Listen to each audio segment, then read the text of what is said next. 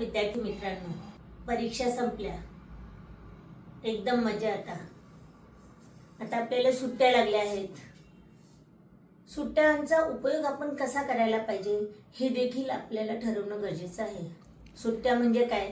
फक्त लोळत पडणं, सोशल मीडियावर टाइमपास करणं, व्हिडिओ गेम खेळणं किंवा टीव्ही समोर तासनतास बसून राहणं म्हणजेच सुट्ट्या का?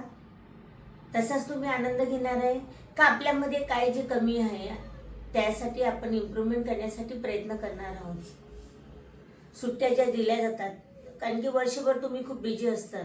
शाळेतून आल्यावर त्याचा होमवर्क किंवा ट्युशन अशा बऱ्याच गोष्टींमध्ये आपण जे काही बिझी असतो. जूनमध्ये जेव्हा तुमचे स्कूल चालू होतील त्यावेळेस आपला मुंबईचा पाऊस, सगळी धावपळ होणार आहे.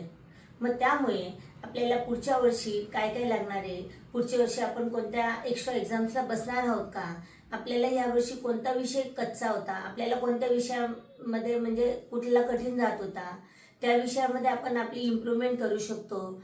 आपण ज्या विषयामध्ये आपल्याला काही कन्सेप्ट समजले नसेल, समजा आपलं हँडरायटिंग चांगलं नसेल तर आपण हँडरायटिंग इम्प्रूव्ह करूया. मॅथ्स चांगलं नसेल तर मॅथ्समधल्या ज्या काही बेसिक गोष्टी आहेत त्या आपण शिकण्यासाठी प्रयत्न करू शकतो. ग्रामर शिकू शकतो, जे आपण त्या पुढच्या वर्षी कामासच येणार आहे. समजा आपण स्कॉलरशिप परीक्षेला बसणार आहोत, मग त्यासाठी ज्या काही बेसिक गोष्टी लागणार आहेत त्यांच्यामध्ये आपण इम्प्रूव्हमेंट करू शकतो. आणि स्कॉलरशिपला तर नक्कीच बसलं पाहिजे 5वीच्या आणि 8वीच्या मुलांनी, हे माझं वैयक्तिक मत आहे. स्कॉलरशिप परीक्षेला नका लेखू कमी, 22 स्पर्धा परीक्षांची हेच घेईल आम्ही. त्यानिमित्ताने मुलांना एक दृष्टिकोन मिळत असतो. ज्या ज्या मुलांनी अभ्यास केला आहे त्याचा, तर तुम्ही नक्कीच त्यांच्यामध्ये इम्प्रूव्हमेंट बघाल. आपल्या इथल्या दरवर्षी मुलांना स्कॉलरशिप मिळतेच. याशिवाय समजा तुम्ही भूमी बाबाला बसणार आहे, मग तुमच्या सायन्सच्या कन्सेप्ट तुम्ही क्लिअर करा. कारण की आपल्याला बघा, आता हा शांततेचा काळ आहे. शांततेच्या काळात जर तुम्ही जास्त घाम गाळला तर युद्धाच्या वेळी नक्कीच आपल्याला कमी घाम गाळावा लागणार आहे. त्यावेळेस आपल्याला नक्कीच कमी त्रास होणार आहे. आता ज्या ज्या काही आपण बेसिक गोष्टी शिकू शकतोय, ग्रामर करू शकतो, आपलं व्होकॅब्युलरी वाढवू शकतो, यासाठी आपण विविध चांगल्या पद्धतीने ह्या जो सुट्टीचा आहे तो आपण सदुपयोग करू शकतो. तुम्ही एक प्रॉपर प्लॅनिंग करा की थोडं आराम झालाच पाहिजे.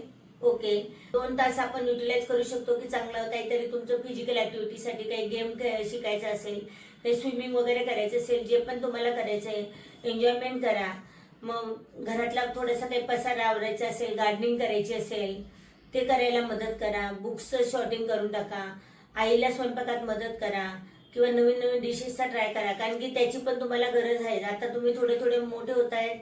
अनेक जर तुम्ही समजा फॉरेनला शिकायला गेले तर त्यावेळेस आपल्याला स्वतःच्या आवडीच्या डिशेस बनवता आल्या पाहिजे. स्वयंपाक शिकणं हे काही फक्त म्हणजे मुलींनीच करावं असं नाही, मुलगा आणि मुलगी दोघांनी हे करणं शिकणं गरजेचं आहे.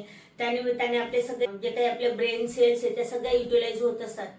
याचबरोबर थोड्या ज्या गोष्टीत आपण कमी होतो, ज्या ज्या विषयात आपली कमी आहे त्या विषयांमध्ये आपली इम्प्रूव्हमेंट करण्यासाठी आपण नक्कीच उपयोग करू शकतो. मग त्याच्यामध्ये मॅथ्स शिकणं असू दे, कारण की रेग्युलर स्कूलमध्ये आपण ते नाही करू शकत, कारण की पावसाळा असतो, अनेक गोष्टी असतात. आपल्याला रेग्युलर स्कूलमध्ये स्कूलचा होमवर्क असतो, परत एक्झाम्स इतक्या येतात. वर्षातून आपल्या 6 एक्झाम्स असतात. ही एक्झाम झाली काय ती झाली काय ती रिव्हिजन एक्झाम, आणि त्यावेळेस आपल्याला प्रॉपर जी काही प्रॅक्टिसला वेळ नाही मिळत. आणि त्यामुळे आता ह्या सुट्टींमध्ये आपण तो वेळ देऊ शकतो आणि जस्ट मजा म्हणून सुद्धा आपण त्या गोष्टींचा आनंद घेऊ शकतो. त्यामुळे नक्कीच तुम्ही सुट्टीचा सदुपयोग करा.